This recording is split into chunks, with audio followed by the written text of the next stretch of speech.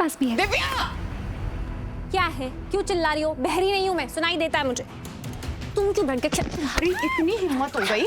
अरे तुम मेरी शादी तोड़ोगी? हाँ हो गई हिम्मत। तब जब तुम आगे बढ़ने की कोशिश करोगी ना, तब तब मैं तुम्हारा यही हाल करूंगी। छोड़ो मुझे। तुम मुझे बर्बाद करोगी? हाँ, जिसकी खुद की लाइफ पे कोई कंट्रोल नहीं है वो मेरी जिंदगी बर्बाद करेगी। हाँ करूंगी, और जरूरत पड़ी ना तो तुम्हारी खुशियों पे नजर भी लगाऊंगी। तुम कभी खुश नहीं रहोगी। अरे छोड़ो इस दूसरे को यार।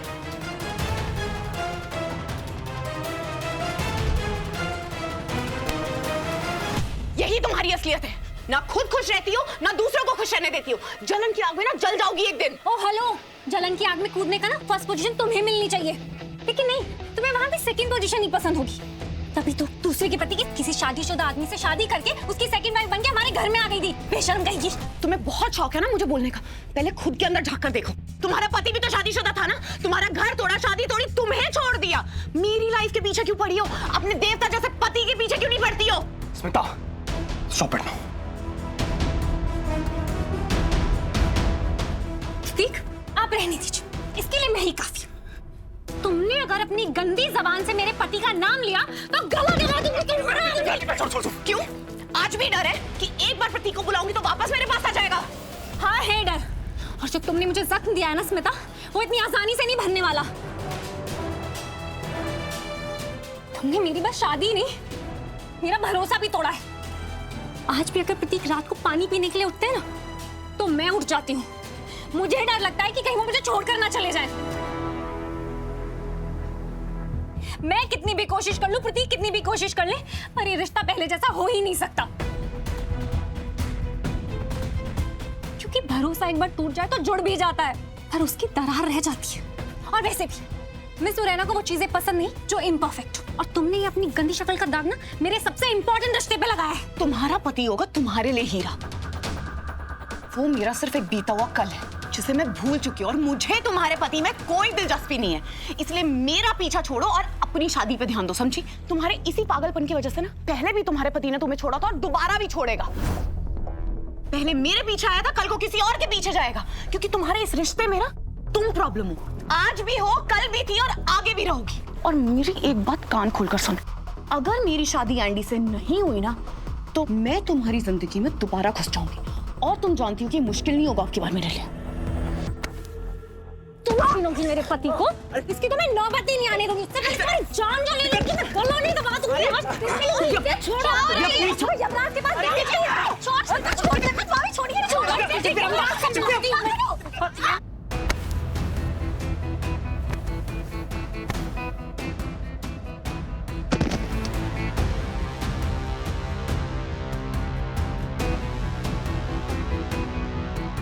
बस कर स्मिता। प्रीत, आज तुम बीच में मत आओ। ये तुम्हारी बहन की ना बहुत नौटंकी हो गई। इसने मेरा घर तोड़ने की कोशिश की ना, मैं इसका घर बस नहीं। Divya please, Divya please. बस कर यार। क्यों? मुझे क्यों रोका जा रहा है? हाँ, क्योंकि बहुत बुरी हूं मैं। और ये दिव्या जो मेरे होने वाले ससुराल जाकर मेरा रिश्ता तोड़वा कर आ गई, वो महान है। क्या?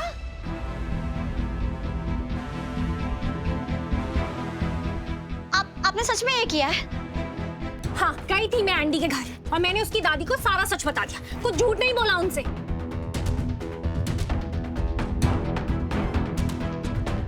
और वैसे भी जो इस लड़की ने मेरे साथ किया है, उसके बाद तो ये सब डिजर्व करती है। स्मिता प्लीज। दिव्या भाभी, मैं भी नहीं चाहती कि एंडी से बिना सोचे समझे कोई रिश्ता जोड़े, लेकिन आपने जो किया है ना, उसे बदला लेना कहते हैं।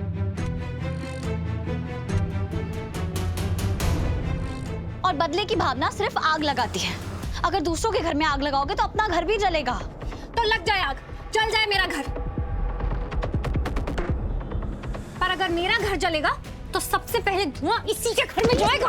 वाह, तुमने आज फिर प्रूव कर दिया कि औरत ही औरत की दुश्मन होती है। इसको तो मैं छोड़ूंगी। स्मिता क्या करें? छोड़। और वो दुश्मन औरत तुम ही हो, बल्कि तुम तो वो गंदी दीमक हो जो लोगों के रिश्ते में चिपक के उसे खराब कर देती हो। #बीमारी कही। और ये बीमारी सीधी जान है।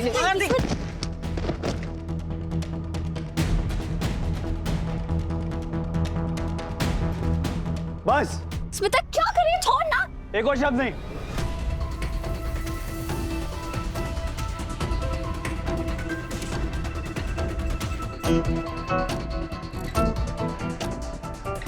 स्मिता,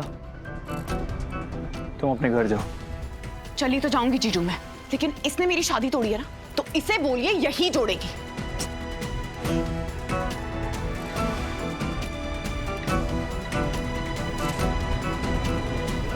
और तुम एंडी की दादी को आज ही फोन कर कर बोलोगी कि जो भी बकवास किया ना तुमने वो सब झूठ है, वरना कसम खा के कहती हूँ दिव्या, तुम्हें प्रतीक की जिंदगी से निकालकर खुद उसकी जिंदगी में आ जाऊंगी। और तुम्हें पता है मैं ये कर सकती हूँ, समझी? ऐसा तो सोचना भी मत तुम, जो तो मैं छोड़ूंगी नहीं। तेरे तो यही दिव्या, प्लीज दिव्या, प्लीज दिव्या, प्रतीक छोड़। प्लीज। चली गई।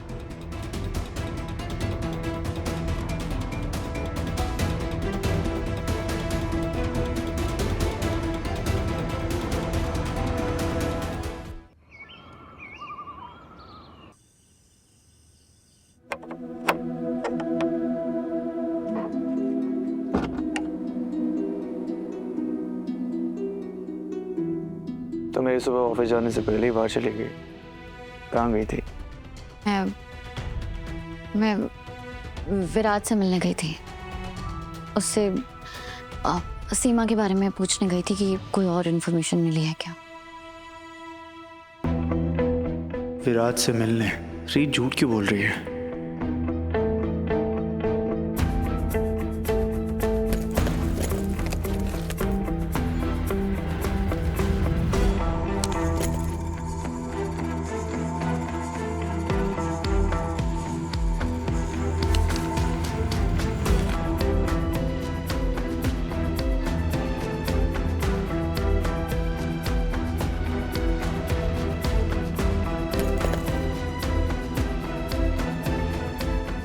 तुम रियांश का डीएनए टेस्ट करवाने गई थी? हाँ राघव, मैं अपना और रियांश का डीएनए टेस्ट करवाने गई थी। मेरे मना करने के बावजूद? मैंने तुम्हें कहा था नहीं गलत है? बिना पेरेंट्स की रजामंदी के किसी बच्चे का डीएनए टेस्ट करवाना इलीगल है रीत। तुम अरेस्ट हो सकती हो, तुम्हें पता है? मुझे नहीं पता राघव, और ना ही मुझे कुछ सुनना है, क्योंकि अगर मुझे कुछ सुनाई दे रहा है ना तो वो है एक मन की आवाज, और वो है एक माँ के मन की आवाज जो बार बार सिर्फ एक ही बात कह रही है कि रियांश मेरा बेटा है। ये दिल के एहसास, फीलिंग्स, इन पे कानून नहीं चलता रहता, कानून सबूत पे चलता है। तुम्हें याद है तुम पीहू के चेहरे पे एक मुस्कुराहट के लिए अपनी पूरी दुनिया निछावर करने को तैयार थे, क्योंकि तुम उसके मुंह से माँ सुनना चाहती थी बस। पता है क्यों? क्योंकि तुम्हारे अंदर की माँ हर बच्चे में अपना बच्चा ढूंढने लगती है। और मैं तुम्हें ये हर्ट करने के लिए नहीं कह रहा हूँ, मैं तुम्हें बहुत बार समझा चुका हूँ रीत। कभी कभी हमारे अंदर का दर्द हमारी ख्वाहिश और सच में फर्क नहीं समझने देता है। सच ये है राघव कि आप खुद से झूठ बोल रहे हैं। मैंने आपको कई सारे बच्चों के साथ देखा, आप हर बच्चे पे अपना प्यार लुटाते हैं, लेकिन जो लगाव आपका रियांश के साथ है ना, वो अलग ही है। उसके लिए आपकी आंखों में जो मैंने प्यार देखा है ना, वो मैंने पहले कभी नहीं देखा। जैसे आप उसे गोद लेते हैं, जैसे आप उसकी हर छोटी बात का ख्याल रखते हैं, उसकी मुस्कान के लिए आप कुछ भी कर सकते हैं राघव। उसके लिए इतने खिलौने, इतने तोहफे, इतना कुछ लेके आते हैं। मुझे तो याद भी नहीं है कितनी बार लेके आए हैं। वो 4 महीने का भी नहीं है राघव, लेकिन 2 कमरे उसके सामान से भर चुके हैं। ब्रांडेड शूज, कपड़े जो 1 हफ्ते में उससे छोटे हो जाएंगे, फिर भी आप लेने से पहले एक बार नहीं सोचते।